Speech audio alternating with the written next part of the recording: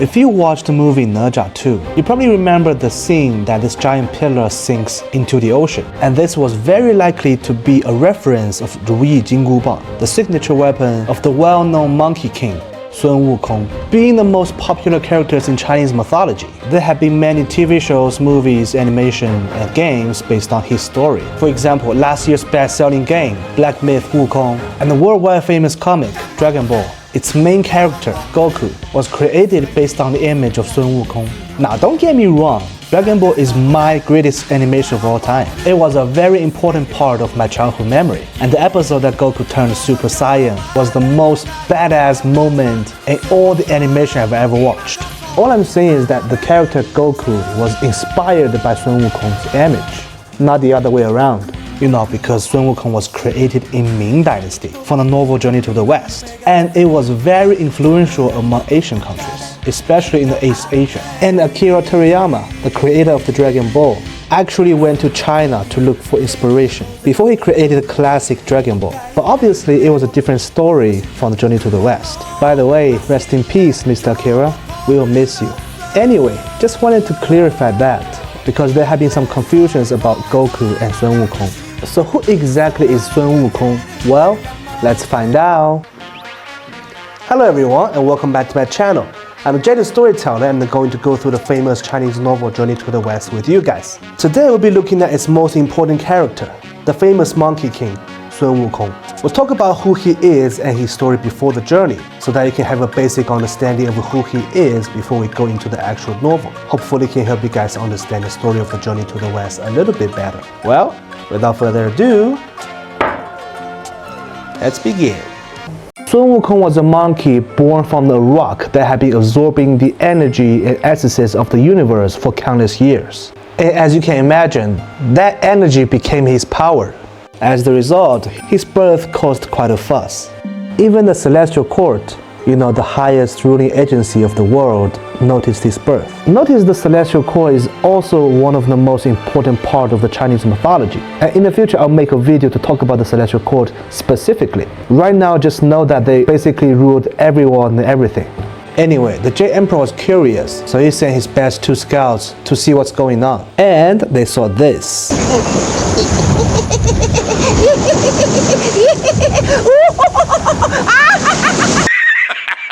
Yeah, after hearing the report, the Jade Emperor was like, a monkey? Whatever, man, just leave him be. Back to the monkey. He was born with incredible intelligence and power, and he very soon fit right in with the monkeys in their mountain, Mount Huaguo. And one day the monkeys gathered in front of a waterfall, and the monkeys were like, whoever can jump into that waterfall, we shall name him our king. And obviously, he successfully jumped into the waterfall. Inside of the waterfall, there was a sign that said, the Water Curtain Cave. And there were pre-made furniture in the cave as well. And naturally, it was the perfect new home for the monkeys, as it was a good shelter. And as promised, the monkeys named him as the king, even though he was widely known as the Monkey King. But in the original novel, he actually called himself the Handsome Monkey King. Yep, that's right, the Handsome Monkey King. Anyway, after finding a new home and he became the Monkey King, life was good for the monkeys. They're basically just partying and drinking all day. And by the way, in Chinese mythology, monkeys are fantastic winemakers. And the wine that they make, the monkey brew, had always been one of the finest vintages in Chinese mythology. One day he got sad because he knew that eventually they were all gonna die and his happy life would be gone. So after discussing with the monkeys, he decided to sail out to find a master to learn the methods of immortality, so that they wouldn't have to die anymore. As you can imagine, as a wild monkey, it was a bit hard for him to fit in the human society, to learn how to dress and how to eat properly. Now I gotta be honest with you, this is how I feel like when I see other people use chopsticks for the first time. I mean, no offense, but it's just too funny to watch. Anyway, after 7 years of searching, he finally found his first master, Patriarch Bodhi, a mysterious immortal. Patriarch Bodhi agreed to take him as a disciple, and also gave him the name Sun Wukong, because he was just a monkey, and monkeys don't use names. They just call each other, Just kidding. Anyway, it was really the life-changing day for him. Since that day on, he had a name, and a master to teach him. And the legend of Sun Wukong started from here. Like I mentioned before, he was born with incredible intelligence and power, so the training and the lessons were easy for him. And after 7 years, Bodhi said to him, Wukong, you have taken the lessons well, but you haven't learned any spell. What spell would you like to learn? Then he offered Wukong some options, but Wukong was like, nope, none of them can make me immortal. I ain't gonna learn that. Then Master was angry. He hit Wukong in the back of his head for 3 times with the disciplining ruler. But really, it was a riddle. It was a hint to tell Wukong to go to the backyard at 3 a.m. to learn, which Wukong realized. That's how he learned his spells of immortality, including the famous 72 transformation, which allowed him to transform into many forms. In the game Black Myth Wukong, his transformations were mostly animals. But make no mistake, he could basically transform into anything, not just animals, such as other people, plants, rocks, or even a temple when he had to. And his signature flying technique, the somersault cloud. The cloud was a very fast flying spell that could go about 54,000 kilometers within a somersault. And as you can imagine, the Nimbus from the Dragon Ball animation was inspired from the somersault cloud. After learning the methods of immortality, Wukong was all excited and happy, but very soon he got into trouble. Big trouble.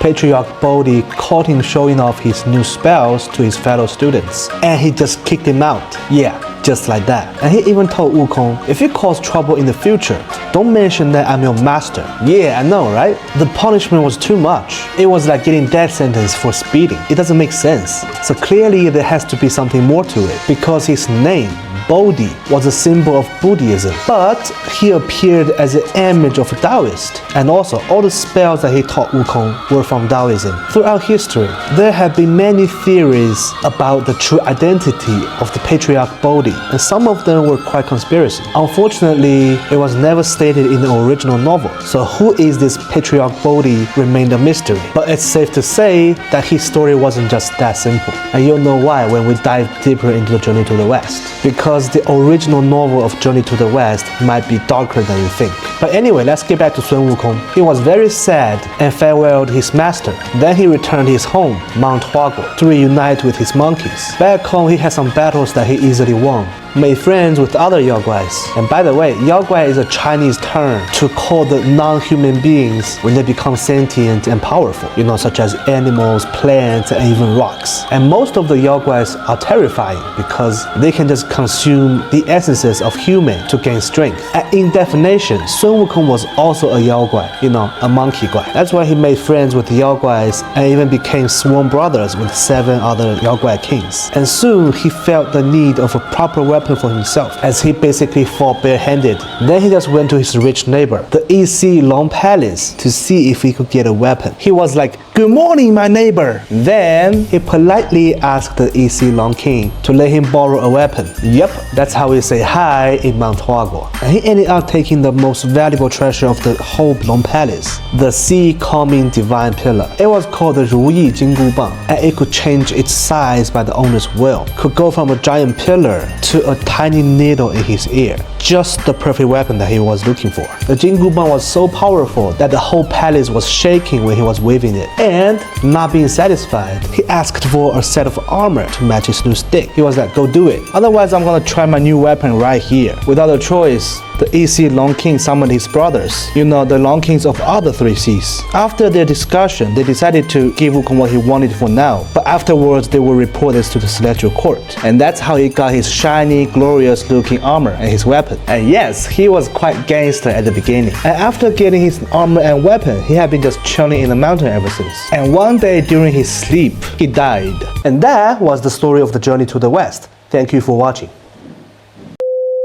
Nah, I'm just kidding, guys. But it was true though. He really died. His soul was taken to the underworld, which was the standard procedure when someone dies. Their souls would be taken to the underworld and to be judged by the gods of the underworld. Then they will reincarnate, and their next life depends on the things they've done in this life, good or evil. They were all recorded in the underworld. If you have been a complete asshole in your whole life, you might just reincarnate as a mosquito or a pig to be slaughtered, or the worst, to face the cruel tortures in hell before you can reincarnate again. Apparently, Wukong didn't like the fact that he was dead. He was furious. He was like, I'm an immortal. I'm no longer in the circle of reincarnation of the mortals. How dare you say I'm dead and bring me down here? Then he just went on rampaging, and no one in the underworld could match his power. Eventually, the Yama yelled it. He was like, good sir, please stop. There must be a misunderstanding. And by the way, you might think that the Yama is the leader of the underworld. Well, he isn't. In Chinese mythology, the underworld is a very complicated system that had many gods in it. And Yama was just a position. There were 10 of them, and they're more like mid-level managers. In the future, I'll make a new episode to talk about the underworld alone, as it's very crucial in Chinese mythology. But anyway, back to Wukong. He was like, I don't believe in misunderstanding. Show me the book of life and death, and I'll check for myself, which was the book that decided the ages of the mortals. Yep. Everyone's destiny was written in the book of life and death. After searching in the book, Wukong found his name written on the book that said Sun Wukong was to die at the age of 342, which was right now. And that's why the max level of the game Black Myth Wukong was 342, you know, his destined age. Then Wukong was like, this is bullshit. Pen. Then he crossed out his name from the Book of Life and Death, along with all the monkeys from Mount Huaguo. And since then, all his monkeys became immortal, free from the reign of the underworld. Having done that, he left the underworld and returned to Mount Huaguo, without a care. As Wukong left the underworld, that concludes our episode today. As you can see, he was rather naughty and mischievous at the beginning, without a care in the world. But as you can imagine, after robbing a long palace and messing up the underworld, he wasn't gonna get away with it. Surely the Celestial Court will do something about it. So, how will the Celestial Court react? And what's Wukong gonna do next? 欲知后事如何，且听下回分解。